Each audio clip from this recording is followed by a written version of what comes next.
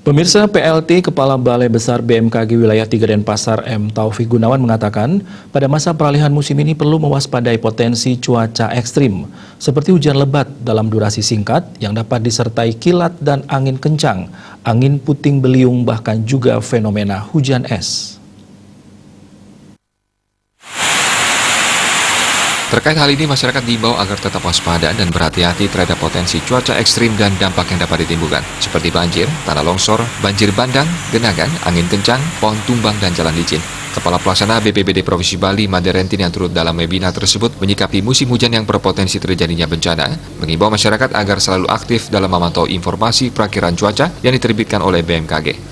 Selain itu juga agar mengambil langkah penguatan kesiapsiagaan pemerintah bersama dinas terkait dan masyarakat. Di antaranya dengan menyiapkan dan mensimulasikan rencana operasi atau SOP dengan melibatkan seluruh stakeholder setempat termasuk TNI dan Polri. Kepala Stasiun Klimatologi Jembrana, Bali, Rahmat Prasetya, membeberkan kondisi iklim terkini di wilayah Bali sesuai update 30 September 2020.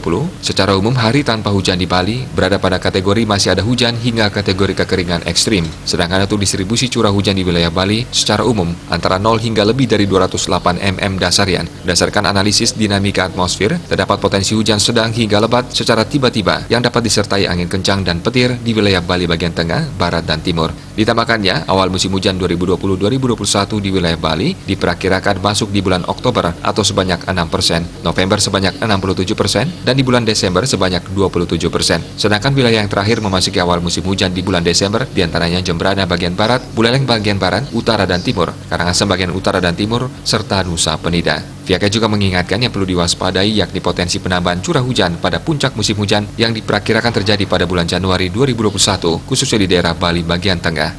Wartawan Denpos melaporkan.